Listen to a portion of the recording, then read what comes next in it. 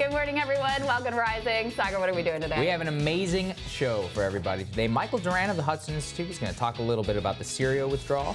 We have Tim Black, a YouTuber who came across both of our radars. He's going to be here in studio. We're very, very excited about that one. And then we have two conservative authors, some you might recognize, to talk about what conservatism is and how it might have changed. Not all what you're all excited about, but I'll make it an interesting conversation, I promise. All that today and more on Rising.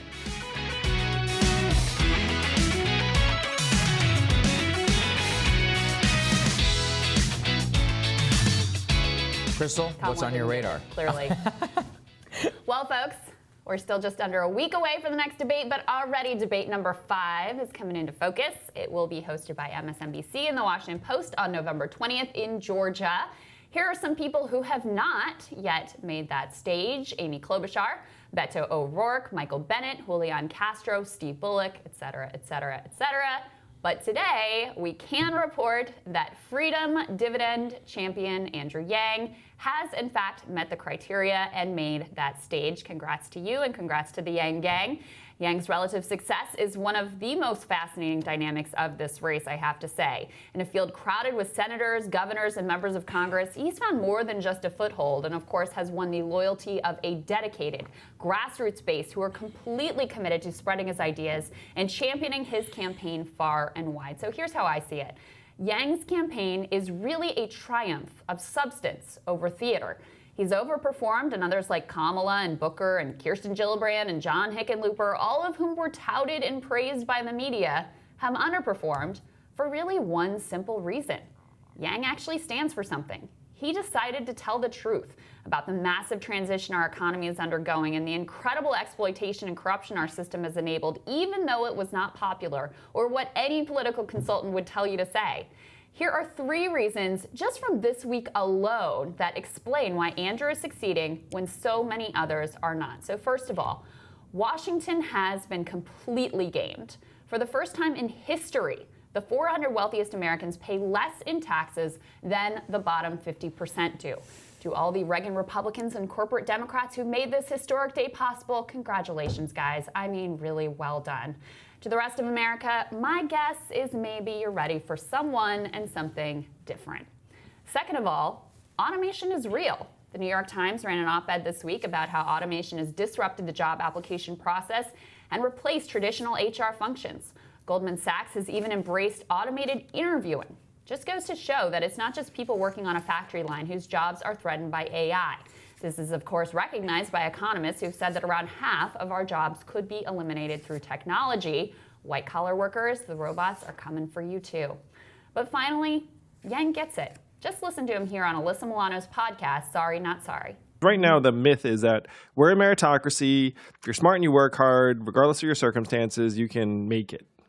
And then the numbers show that's generally incorrect. It's a lie in that if you look at the elite schools in the U.S., you're like 5-10 times more likely to go to one of those schools if you're from the top quintile than if you're from the bottom quintile.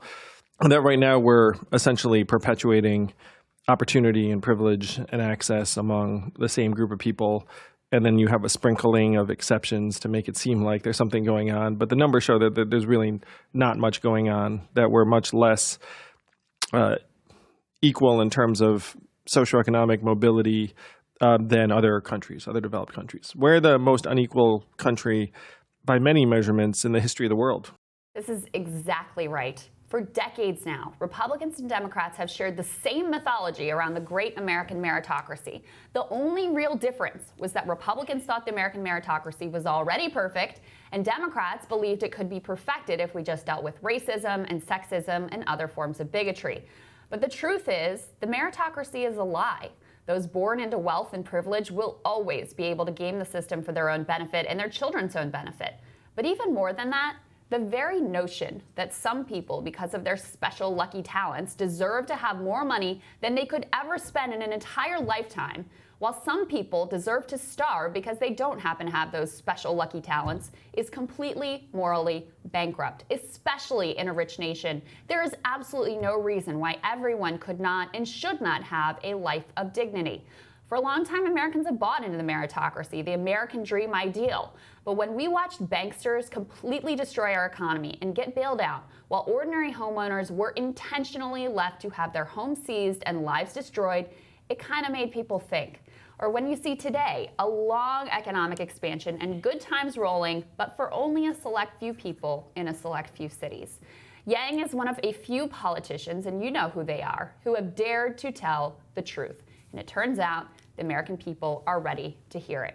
Sagar, it strikes me that the Andrew Yang success story is like the polar opposite of the Kamala story that you were telling me. Here Kamala comes in with all the resume items, right? The media attention, like everybody ready to make her the next thing.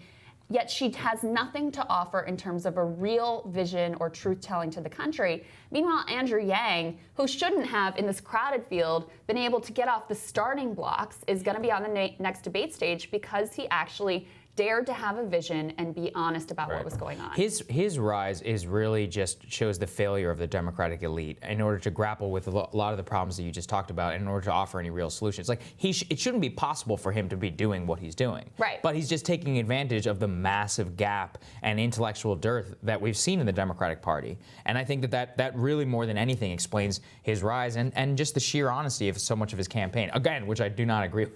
But you have to respect it. Yeah, I do respect it. Yeah. I mean, look, in a crowded field of how many, 20, however many candidates there were to start with, that he was able to break through and find this foothold and really make something out of this campaign, introduce a concept into the American lexicon that really wasn't there before. It's amazing. It's an incredible achievement. Yep. Next up on Rising, Turkish troops have officially crossed into Syria as the U.S. pulls out. The Hudson Institute senior fellow Michael Duran, he explains what's happened so far and why he supports the U.S. removing troops when Rising continues.